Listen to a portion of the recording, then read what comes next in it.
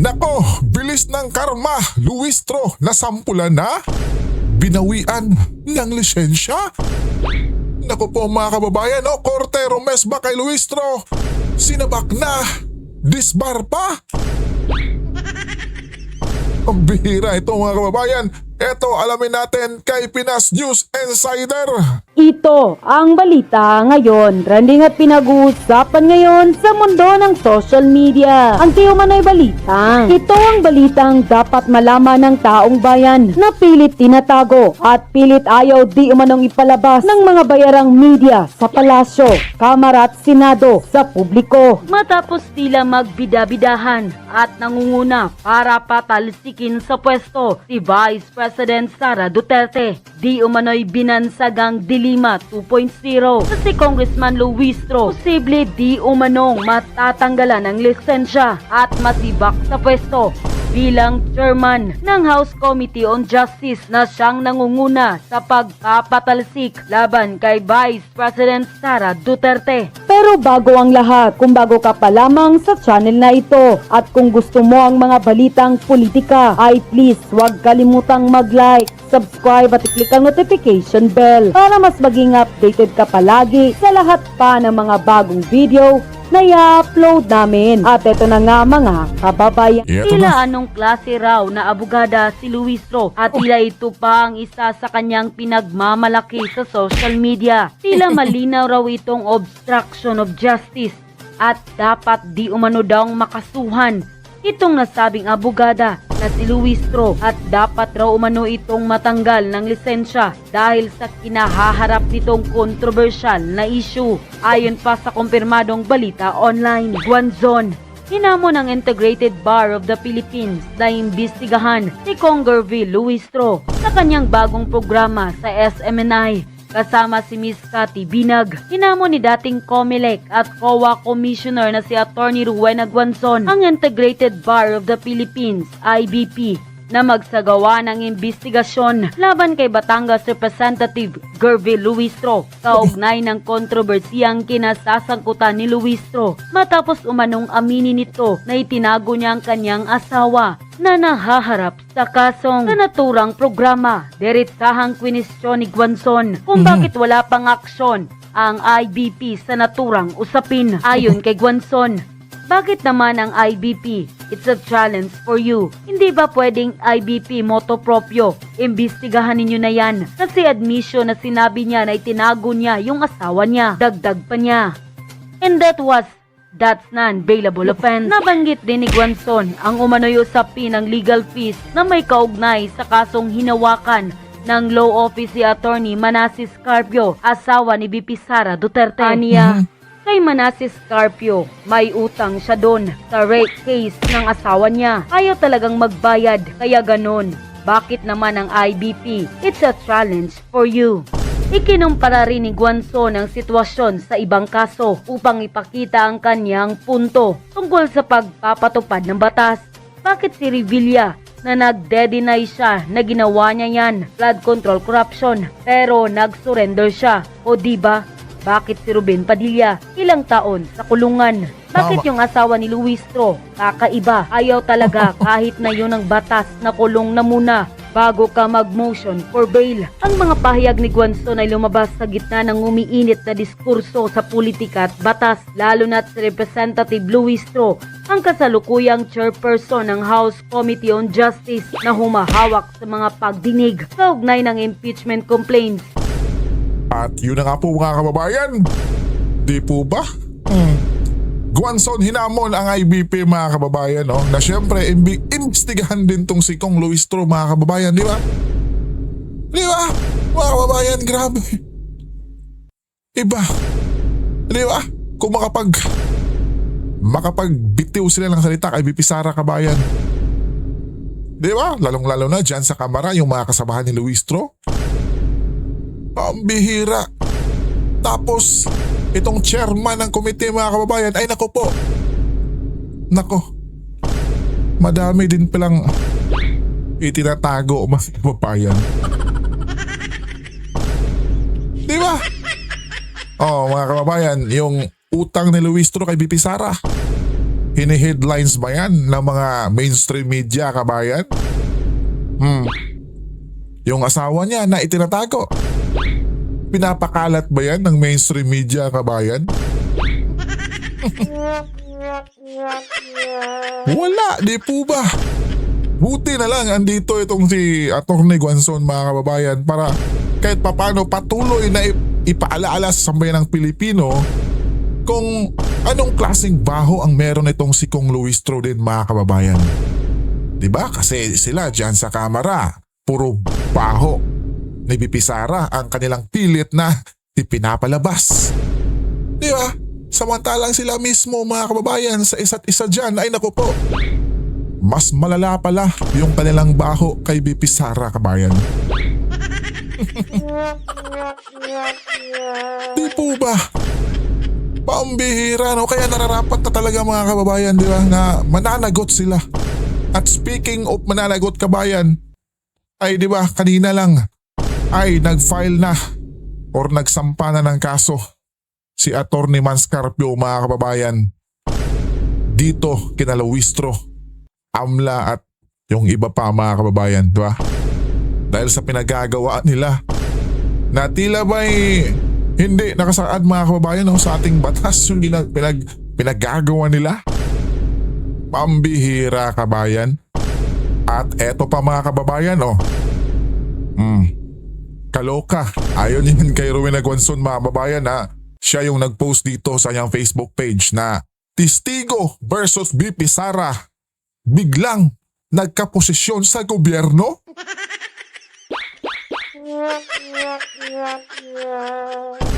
Pambihira, mga kababayan. Ito ba yung mga kababayan, na binigyan raw siya ni BP Inday ng yung envelope, mga kababayan? Tapos ngayon nagkaposisyon sa ating pamalaan, kabayan? Totoo ba ito? Kabayan? Pambihira naman, oh. Grabe, at yung suot pa dito ni Lola ay mukhang idol niya si Kong Luistro, kabayan, ha? Di ba, mga kababayan, or ito yung idol ni Kong Luistro dahil batanda pa to sa kanya. Ang bihira, kabayan. At eto na nga po, mga kababayan. Gaya ng sinasabi natin kanina sa unang video, kabayan, ay naku po, nag-iiyakan na nga ngayon sila Madam Laila D, kabayan. Naku po, no?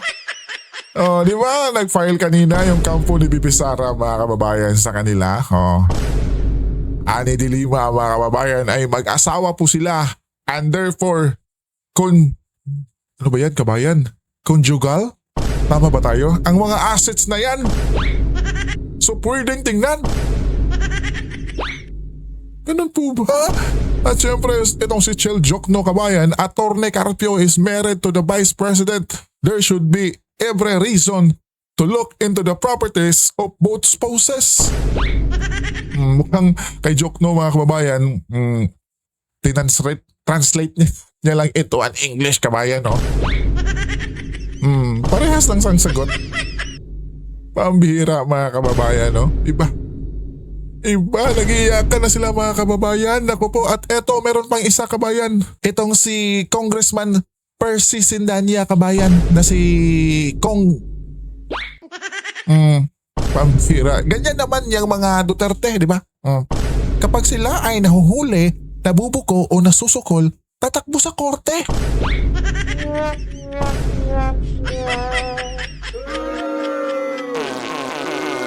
Utot mo. Pambihira, mga kababayan, no? Diba? Ganyan sila, no? Pag sila yung mga kababayan, magpapaawa effect. Mag-iiyak-iyakan ng mga yan, mga kababayan. Tatakbo raw sa korte. Saan tatakbo? Diyan sa kamara nyo? Pambihira talaga, mga kababayan, no? Diba? Matapos yung anuhin si BP Inday, di ba? Lait-laitin. May padala-dala pa kayong piatos-piatos. Di ba? Tapos ngayon nagpapaawa Awa-awa effect kayo. Di ba? Kinasuhan na kayo, di ba? Kaya ngayon, iyak na. Ang bihira mga kababayan, di po ba? Napapakomento tayo ng ganito mga kababayan dahil syempre sa kanilang mga pinagagawa rin mga kabayan, di ba? Di ba? Kung maayos nilang si BP Sara mga kababayan, hindi sana tayong mamamayang Pilipino di ba, gagalang din sa kanilang Pero hindi. Nilait-lait nila mga kababayan si BP Inday. Kaya nga hindi pumunta dyan sa kamera Pambihira kabayan. Kaya eto mga kababayan, pakinggan natin si Ka-Eric na ika niya ay hahambalusin ni BP Sara ang mga abuso at kalokohan ng AMLAC at dyan syempre sa Kongreso mga kababayan ukol sa impeachment ni BP Sara na ginagawa nila. Sa puntong ito ay bibigyan po natin ng pananaw at pagpapaliwanag itong inilabas na pahayag ni Vice President Sara Duterte hinggil po sa paggamit ng Anti-Money Laundering Council para baluktutin ang proseso ng batas lamang masunod ang kagustuhan ng gobyerno ni Marcos at ang mga maniobra nila Romualdez na itulak ang binaluktot na impeachment attack laban kay Vice President Sara Duterte. Nagpahayag din po ang ating pangalawang Pangulo ng kanyang paglilinaw hinggil sa paulit-ulit na pagkuha sa basurahan ng nabubulok na mga pahayag na paulit-ulit na lang ginagawa ni Trillanes laban sa pamilyang Duterte. 10 years ago, ganyan na po ang kanyang naratibo nung siya noon ay nasa Senado pa. Hindi nagbago, ibinabasura ng mamamayan, ibinabasura mismo ng mga sinasabi niyang source niya at ngayon inuulit niya at binigyan pa siya ng plataforma ala Viva Max showmanship. Kagaya ng kanyang ginamit sa script nila Madriaga. So may paliwanag po si Vice President Sara Duterte. At una, binanggit po niya na kung nagnanakaw siya at gumagamit ng pondo ng mga mamamayan, pondo ng pamahalaan, bakit pa siya magsasagawa ng bank transactions kung ganun ang gagawin niya dahil matitrace po ito sa kanya. Tama naman po, no? Bakit niya gagawin ang isang bagay na maghuhulog ng ebidensya sa kanya? Pangalawa, nilinaw niya na hindi pwede labagin ang specific na batas tungkol sa bank secrecy law at pati na ang anti-money laundering law. Kailangan po may court order at mayroon lamang mga ilang mga pagkakataon na pahihintulutan ng korte o pahihintulutan sa batas na walang court order kung talagang makikita ang malakas na possibility or yung strong probable cause to believe na may mga illegal transactions. So, limited lang po yan. Hindi pwede basta-basta yan gawin ng Anti-Money Laundering Council. In short, yung ginawa ng Anti-Money Laundering Council po, mga kababayan, pagpapakita ng abuso sa kapangyarihan at kawalang paggalang sa mga batas, including ang saligang batas. Sa panayam na namin kay Atty. Harry Roque, tinawag niya ito na criminal operations. At mabuti na pinoint out ni Vice President Sara Duterte na hindi sila nababahala sapagkat yung ginawa sa Committee on Justice sa House of Representatives, kinuha nila pati po ang bank transactions at mga financial bank records mula 2006 hanggang 2026. Almost 20 years yan mga kababayan upang ipakita na kunwari bilyones ang transaksyon na pinasukan ni Vice President Sara Duterte at ng asawa niyang si Mans Carpio. Subalit, malinaw naman po na yan ay pandaraya. Hindi lamang illegal, labag sa batas, sa Bank Secrecy Law, sa Anti-Money Laundering Act, at pati na rin po, mga kababayan, sa pandaraya sapagkat hindi nangangahulugan na ang isang mahabang transaksyon ng deposits, withdrawal, at ano pa man na mga pagkakaroon ng financial transactions ay nangangahulugan na nagnakaw ang isang tao unless the correlation of established belief for a probability of a cause na may nangyaring ganon ay mayroong kaakibat po na magkakadugtong na pangyayari o magkakadugtong na mga circumstansya. Which, klarong-klaro naman po mga kababayan, na hindi sakop ng impeachment complaint ang taon 2006 hanggang 2022 sa unang bahagi sapagkat hindi pa po impeachable official si Vice President Sara Duterte during the time. So paano mo gagamitin ang kanyang mga personal na mga kalagayan hinggil sa kanyang mga bank transactions kung hindi yon sakop ng panahon na siya ay nanunungkulan na bilang Vice President. Tama naman ang pagpapaliwanag ni Vice President Sara Duterte kaya malinaw na pang-aabuso. Malinaw po na ginagamit ang Anti-Money Laundering Council para gumawa ng criminal operations sa binaluktot na impeachment operations na ito. Subalit, may pananagutan sila dyan. Kung hindi man sa ngayon, dahil po, alam natin kontrolado pa ni Bongbong Marcos Jr. ang maraming institusyon at instrumentalidad ng gobyerno at ng ating estado. Dahil nananatili po si Bongbong Marcos na siya pa rin po ang Pangulo.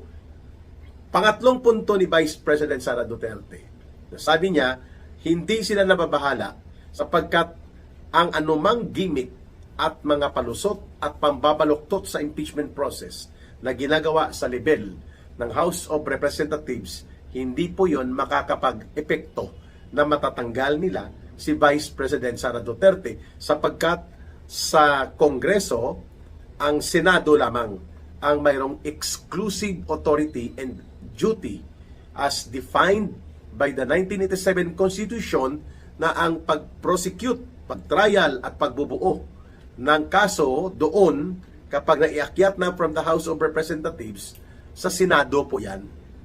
Being convened o binuo ang kapulungan ng Senado bilang impeachment court. Doon pa lilitisin si Vice President Sara Duterte at malabo na siya po ay matatanggal sapagkat itong mga criminal at baluktot na operations dito sa Committee on Injustice sa House of Representatives, hindi makakatayo po yun pagdating sa impeachment court sa Senado.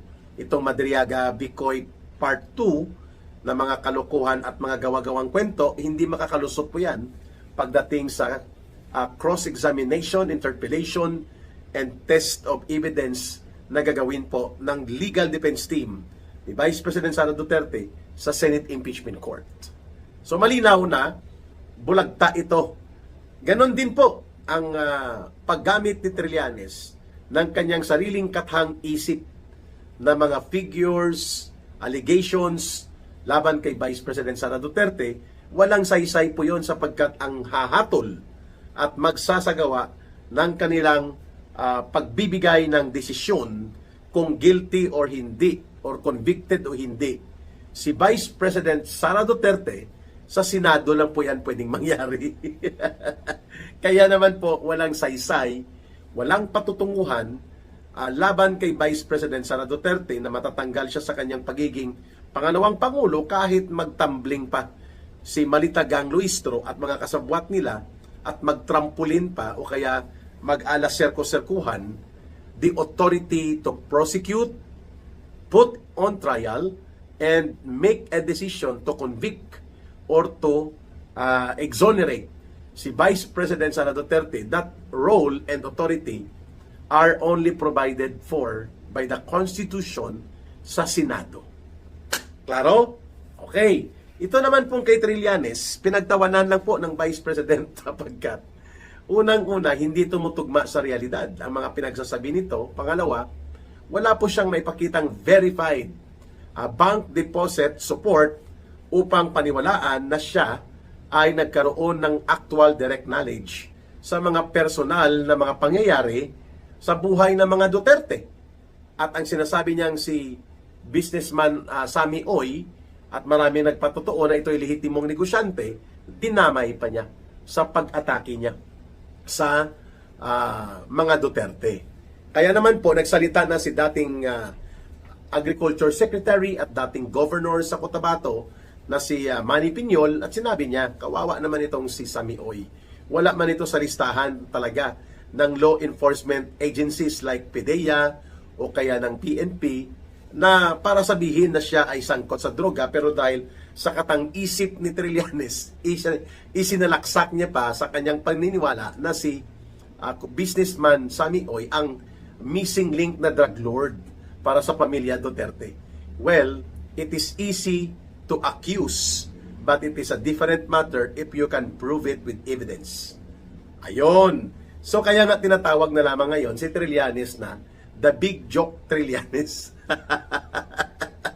Salamat naman po at naging matatag pa rin ang paninindigan ni Vice President Sara Duterte na hindi siya maaapektuhan dito po sa mga maniobrang marurumi upang ipilit na baluktutin ang impeachment operations para lamang maipaakyat ito sa Senado at doon ay sabi ng mga House of Representatives, lagot si Sara Duterte. Ang estimate nga lang magboto dyan, 7 lang eh. Hanggang 8 na senador ang pwedeng hilot-hilutin at kasabwat ng gobyerno ni Marcos. Pero the rest, hindi po makukuha ang 16 senators na magsasagawa ng pagbubutuhan para i-convict si Sara Duterte. Kaya no amount of political circus and dirty political maneuverings na nagaganap po sa malalim at malawak na pagpupropaganda ng mga criminal elements na ginagamit sa House of Representatives, those will not amount to anything at all. Kasi buo pa rin po ang pagtitiwala ng mga mamamayan na si Vice President Sara Duterte po is destined to be the next president. Kaya no amount ng atake ni Trillanes, yung gimmick ni Madriaga at pambabalahura at pambabaluktot sa batas na ginawa ng Anti-Money Laundering Council, hindi po nila mapipigilan na si Sara Duterte po ay mahal pa rin ng taong bayan. And if elections are held today or tomorrow, landslide victory po ang isang Sara Duterte. Mga kababayan. At ang panghuli na punto na binanggit po ni Vice President Sara Duterte na hindi kumo inaakusahan sila ay wala na po siyang karapatan na dumulog upang ipagtanggol ang kanyang sarili at ang kanyang karapatan at ng kanyang pamilya sa korte. Kaya nga inaantay natin na baka hindi maka first base. Kahit i-transmit pa ng House of Representatives, malamang sa malamang malabo na makaakyat ito sa Senado na hindi mapupuna at mapapansin ang diskarte na ginagawa na lantaran na nilalabag po ang diwa ng impeachment. Kaya, who knows, baka mauulit at mukhang doon patungo ang panibagong desisyon ng Korte Suprema na magbabasura muli sa pandaraya, pang-aabuso at mga kawalang paggalang sa batas na uri ng maniobra para sa impeachment laban kay Vice President Sara Duterte. Kaya nagpapasalamat po tayo na patuloy na lumalaban at naninindigan ang ating Vice President na hindi po siya natitinag sa anumang mga paghambalos ng intriga at panunulsol at maruming laro ng pagwasak sa kanya sa political demolition job na ito. Malakas po ang loob ni Vice President Sara Duterte na ito ay haharapin. At nananatili po sa isipan at sa puso ng sambayanang Pilipino nang siya po ay nag-announce ng kanyang desisyon that she is now ready to become the next president at siya ay naniniwala na sasamahan siya ng mga mamamayan para isulong ang totoong panunumbalik ng tapang at malasakit sa kanyang gobyerno. And we know na inaantay po ito ng maraming sektor ng ating lipunan ang ganitong uri ng paninindigan po na ginagawa ng ating pangalawang Pangulo. So hindi na po natin ito makikita pa muli na parang natatakot o nag-aalangan siya sapagkat by all indicators, mga kababayan, what effect, hindi po nabawasan ni 1 pulgada lang ang lalim at ang bigat ng pagmamahal at pagtitiwala na ibinibigay ng mayoriya ng mga Pilipino, hindi lamang sa kanyang ama, kundi sa kanya mismo. Hindi lamang sa kanyang ama na si Rodrigo Duterte, kundi sa kanya mismo. Nakikita ng sambayanang Pilipino, mayoriya sa mamamayan, na magiging matino ang panggobyerno kapag si Sara Duterte ay mananatili at malalagpasan niya itong multi-billion operations na itulak ang binaluktot na impeachment operations laban sa kanya. Laban lang, Vice President Sara Duterte. Tatag lang sapagkat ang taong bayan, ang mamamayang Pilipino, overwhelming majority sa iyong mga kababayan, sa sambayan ng Pilipino, nagtitiwala at niyayakap nila ang uri ng iyong paninindigan patungkol sa nagaganap na iskandalo ngayon ng malawakang korupsyon at sistematikong pandarambong at panglilimas sa pundo at kaban ng ating pamahalaan. You will be the answer to bring justice dito po sa nagaganap na mga kabulastugan at malakihang pangdarambong when the decision of the people to elect you as the next president becomes final. At hindi na po yan mababalik pa. Sorry ka na lang, the big joke Trillanes, sorry ka na lang, Madriaga. Your baluktot na mga pahayag will not hold water at the Senate trial should the impeachment articles will be transmitted doon sa Senado. Maraming salamat sa inyong panunood at pakikinig. Don't forget to like, share, and promote ang ating mga video at panawagan ng malinaw na pag-analyze at pagbibigay ng pananaw at kaliwanagan. Mahalin natin ang bansang Pilipinas. Walang ibang magmamahal nito kundi tayo ring mga Pilipino.